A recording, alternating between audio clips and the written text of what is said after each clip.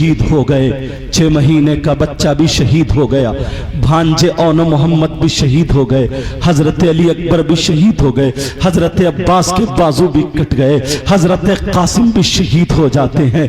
अब जरा देखो हजरत इमाम हुसैन पाक रज़ी अल्लाह ताला अन्हु है, जब ये शहीद हो गए हैं, अब हुसैन अपने बेटे इमाम ज़ैनुल आबिदीन के पास गए तो इमाम हुसैन पाक ने अपने बेटे से कहा, बेटा तुम सब्र करना, तुमसे मेरी नस्ल सैयदों की चलेगी, तुम्हें जामे शहादत नहीं पीना है, हुसैनी सैयद इमाम ज़ैनुल आबिदीन तुमसे चलेगी। कहा अब्बा जान मैं तो चाहता था कि मैं भी जामे शहादत पी लूं। कहा नहीं बेटा तुम्हें सब्र करना है। अल्लाह अल्लाह, अब जरा सुनो, बीबियों के पास जाते हैं, जा करके कहते हैं ओ मेरी बीबियों, जो मेरे नाना ने वादा किया था अब वो वफा करने का वक्त आ गया, दीन लड़खड़ा रहा है, उसे बचाने का वक्त आ गया, हुसैन की शहादत होगी, तुम्हारे लिए इजाजत है, अगर तुम घर जाना चाहती हो तुम अपने घर जा सकती हो।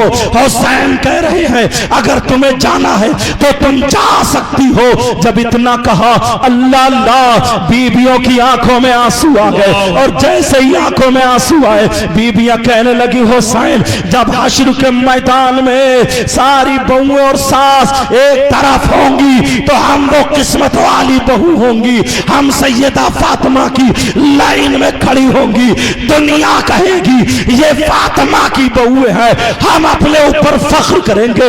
अरे तुम्हारे साथ में हमारे बच्चे शहीद हो जाए, हम शहीद हो जाए, मगर फिर भी हम नहीं जा सकते हैं। अल्लाह अल्लाह, हजरत इमाम हुसैन पाक अब वहां से इधर आ जाते हैं, अपनी बहन के पास आ जाते हैं जिनका नाम सैयदा ज़ैनब है। जरा सुनने की सी बात है, अल्लाह अल्लाह, सैयदा ज़ैनब वहां सामने खड़ी हुई है, हुसैन पाक यहाँ खड़े हैं, भाई बहन को तक रही है और भाई बहन को तक रहा है और बहन भाई को तक रही है। अल्लाह अल्लाह, आंखों में आंसू छलकने वाले हैं, मेरा भाई अब करबला में शहीद होने जाने वाला है। जब बहन से नहीं रुका गया, कदम नहीं रोका गया, आगे बढ़ने के बाद हजरत इमाम हुसैन के गले में हाथ डाल लिया और बालों को चूमने लगी, इमाम हुसैन पाक के हल्कों को चूमने लगी, हुसैन पाक की जुल्फों को चूमने लगी, हुसैन पाक ने अपनी बहन की कलाइयों को चूमा।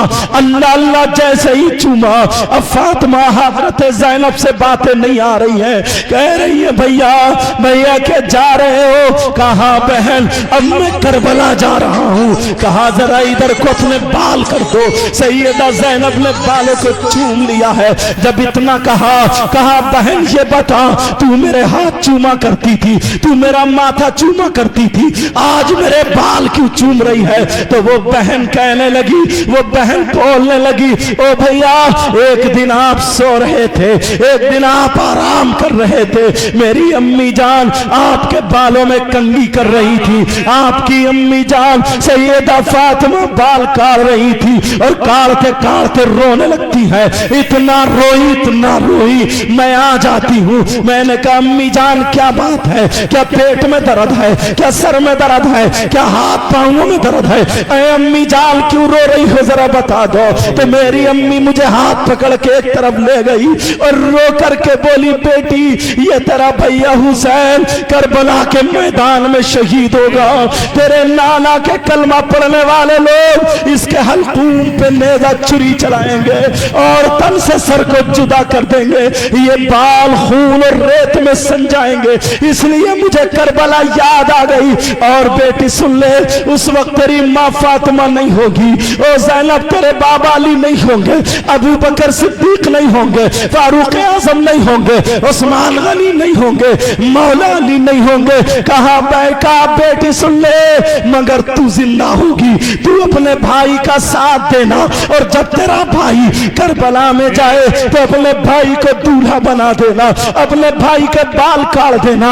बहन ज़ैनब कहने लगी भैया हुसैन मुझे वही बात याद आने लगी, मुझे वही वक्त याद आने लगा, मेरी अम्मी ने कहा था कि मैं तुम्हें दूल्हा बना दूं, लाओ भैया तुम्हारे बाल काट दूं। बहन भाई चिपट जाते हैं, अरे बहन ने बाल काटे और अपने नाना का साफा बांध दिया, अपने चचा की ज़िरे पहना दी और हजरत